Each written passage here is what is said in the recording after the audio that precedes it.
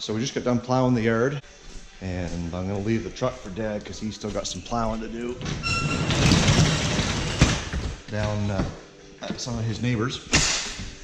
And we took one of the most recent purchases that we made at the auction, 2010 Chevy Cobalt. So we're just going to take that home because it's already dirty, and we don't have to worry about taking something off the lot that is clean. So this is it.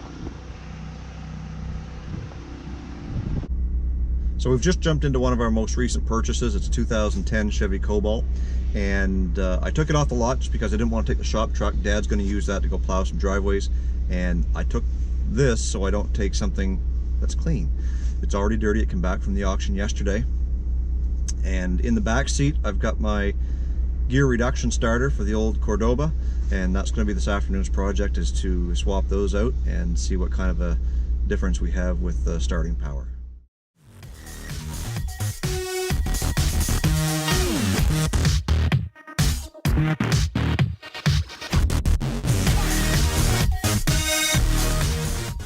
Alrighty, so we've got the starter we're going to be putting into that.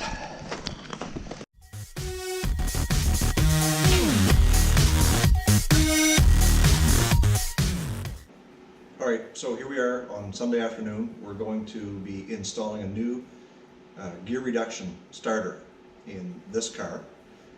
The old one that's in there now is like an original style. It is fairly new, it's only a few years old, but it's a slow turner. So when it starts, it sounds really long and whiny and dragged out. So we're going to do a quick start so you can hear what that sounds like.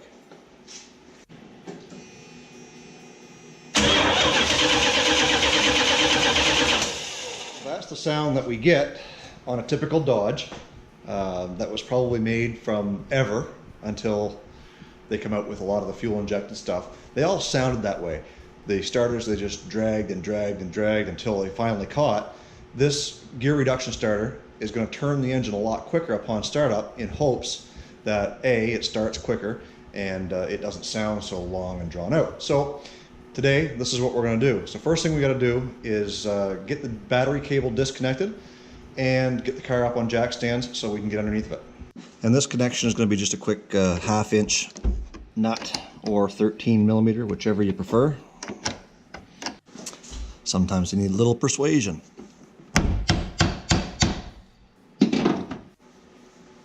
And now we're going to get it up on some jack stands.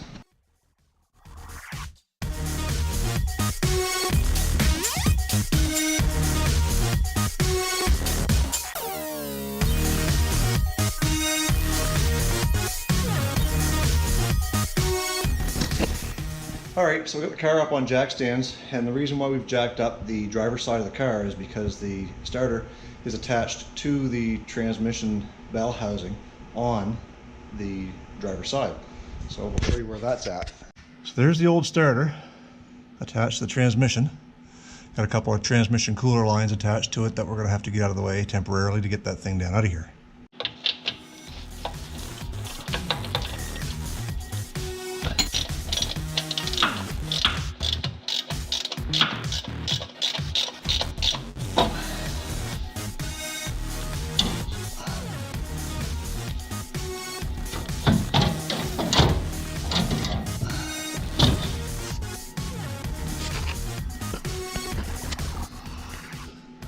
So now you can see the power connections,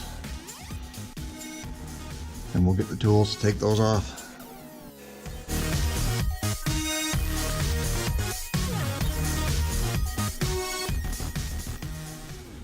So here you can see the size difference between the original style on the left and the gear reduction on the right.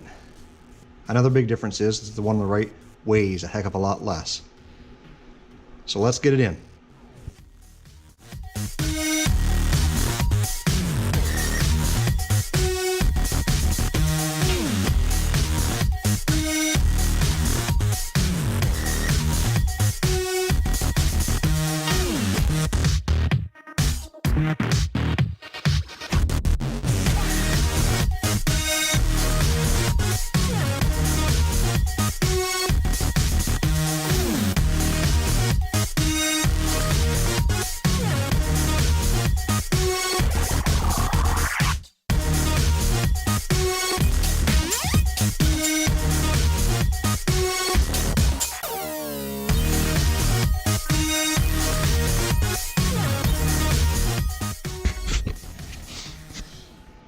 All right, so now we're going to reconnect the battery cable and make sure she starts, I guess.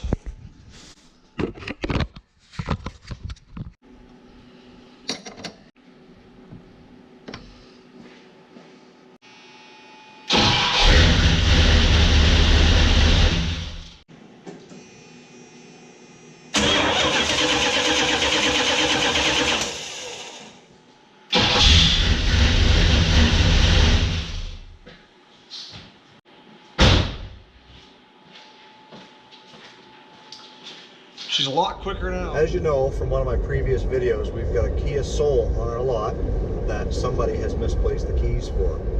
So it's going to be a pretty big ordeal when you've only got one key. You got to get one cut, and you got to get the car to the dealership, which is 90 miles away.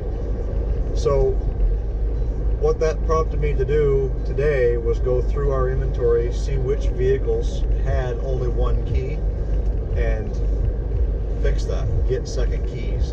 And so what I'm doing now is I'm going to the local key cutter to get a key cut for this 2014 Jeep Compass that I'm driving now, so that I can get it to the Dodge dealer in the morning and they can program it for us.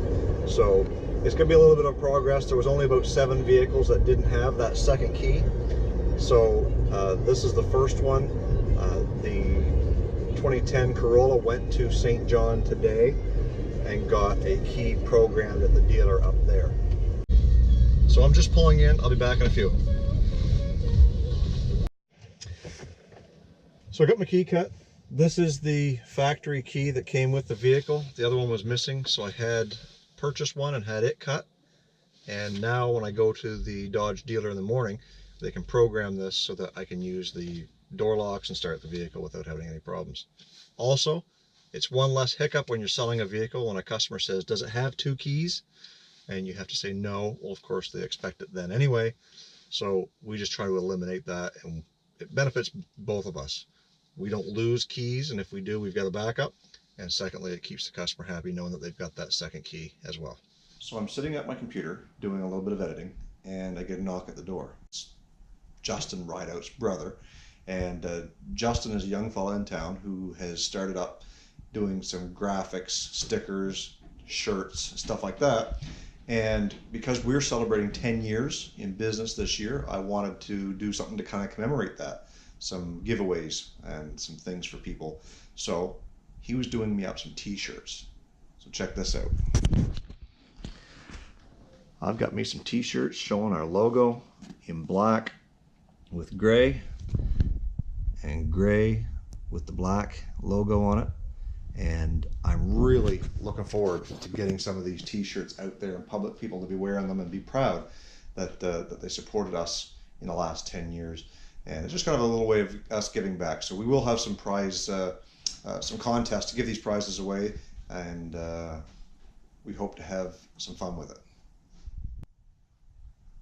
So if you're looking for some really cool graphics or some t-shirts for your business or just for fun, check out Rideout Graphics.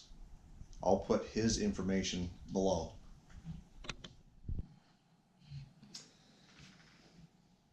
So that's all I have for you for now. Tomorrow I'll update you on the key situation as well as the 36 Dodge project, and we'll see what is going to happen with that before it goes back off to the upholstery shop. If you like what you see, please give it a big thumbs up, and if you want, please subscribe and to keep updated on everything that I'm showing you.